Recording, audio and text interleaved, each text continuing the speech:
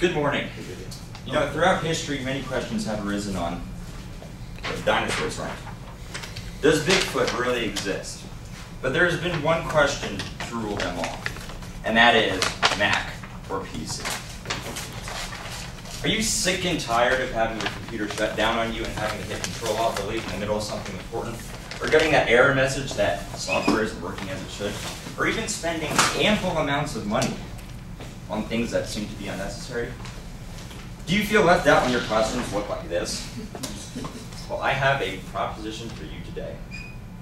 I plan on informing you on the benefits of backing Apple Incorporated and to inform you that the Mac is the overall better performer. Now, my credibility is I was once a sorry Windows user too, and then I made the switch to Mac and found an easier world. I've read numerous books on how the company is ran, and I've also read numerous books on the CEO, Steve Jobs. I've invested in Apple stock, so I follow the company pretty well. With all of that said, what we'll be going over today is a brief background of Apple Inc., the computers in general, the overall products, the money, and something I like to call the copycat factor. So let's get started. Steve Jobs, the CEO of Apple, can be credited for inventing the first personal computer in the garage of his home. He then went on to start Apple Incorporated on April 1st, 1976. A year earlier, Bill Gates started Microsoft, and he can be credited for inventing software that basically made the current computer at the time run a lot smoother. Now, Apple's big claim to fame was the Macintosh, which was brought into the world in 1984 and introduced to everyone during a Super Bowl commercial that was deemed groundbreaking and revolutionary.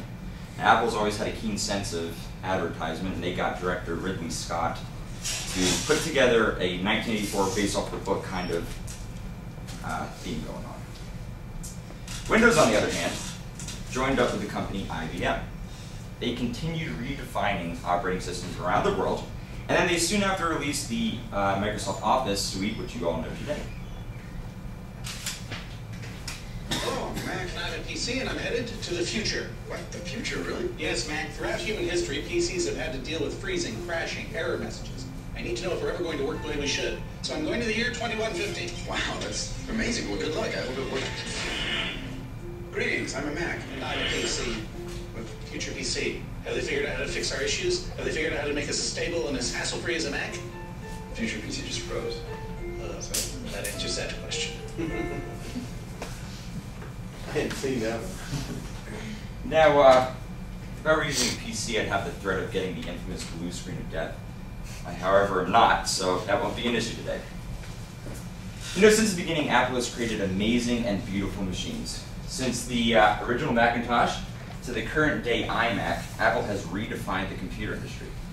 But it might not seem that way. In 2009, NASDAQ released a report on the overall market share for computers. Now, this graph is going to show you that Microsoft is clearly dominating the industry with 92%, leaving Apple with only 5% of the whole market. Now, why is that? Well, companies such as Toshiba, Dell, and Sony, just to name a few, keep Microsoft going. They create all the physical hardware that runs Microsoft software, where in turn Apple writes all of their own software that only runs on their hardware. So many people see this as a flaw because it's very exclusive, but it leaves out a lot of problems. No third parties are writing any viruses for Macs, so you will never have to deal with that. And if you have a problem, you're only ever calling one company. They're not bringing you through a bunch of different webs and things like that. Now, for every battle, you're going to need an army, and Apple has that for sure. Clearly, they have many more hardware products than Microsoft, and they completely just outnumbered by 9 units. And, you know, who in the world has a Zoom?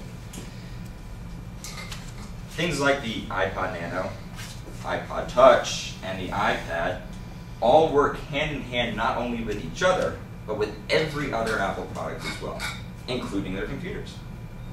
The MacBook Pro, your basic laptop, but it's not just any ordinary laptop. It's much faster and much more swift than any other laptop out there. Same with their iMac. The iMac is the same thing as the MacBook Pro, but it's a more grounded unit. You can't bring it around. The entry-level MacBook isn't as fast, Doesn't move as swift, but it still gets everything done. And the famous ultra thin and ultra light MacBook Air, which, like I said, does everything like every other Mac, except just not as fast. Now the downfall to Apple, and I'll give Microsoft and all their affiliates this, is their pricing. For example, the MacBook Pro is almost $600 more than the Sony Vaio. The same specs, the same unit, you're just paying for what you get, and that is a flawless machine. And Steve Jobs is quoted in saying, "Why join the Navy when you can be a pirate?" So he's basically saying, think outside the box, break the limits, you know, do whatever you can. And he's clearly doing something right because he was Times Person of the Year and CEO of the Decade in Fortune magazine. Now there's something I like to call the copycat factor. By definition, copycat is a person who copies another's behavior, dress, or ideas. Now why is this? For example, the Apple Store. There are over 323 stores worldwide in over 10 countries. They draw millions of people, almost 74 million people a quarter. That is 50 million more people than any Disney park around the world. So what does Microsoft do? They decide to make a store. It looks exactly the same, except they have no foot traffic because they don't have anything really original of their own. The iPhone, another example. In 2007, they released the groundbreaking revolutionary phone and proceeded every year afterwards to release a brand new model. So Microsoft gets the bright idea this year to create a phone. Very confusing, sort of cluttered, I don't really know what's going on there. Finally, you've all seen the ads.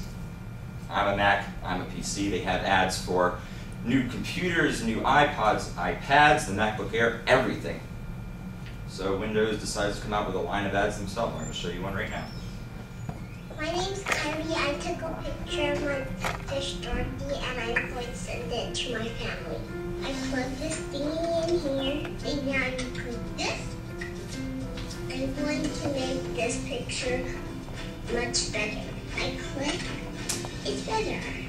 I'm going to send it to my mom and dad. Say cheese. I'm a PC and I'm 4.5.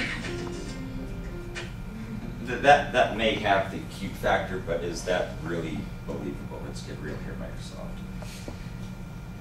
Once again, my proposition was to inform you that Apple, in general, is the better company, and that the Mac is the better performer compared to any other computer in the world.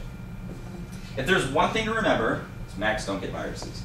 You will never see that blue screen death, and you'll never have the hassle of trying to call one company, getting switched to another company, and never know what you're doing. And you are paying for what you get, and that is absolute satisfaction. Macs are stress-free, they're cool, and they're easy to use. And once you go Mac, you will never go back. Thank you. Thank you.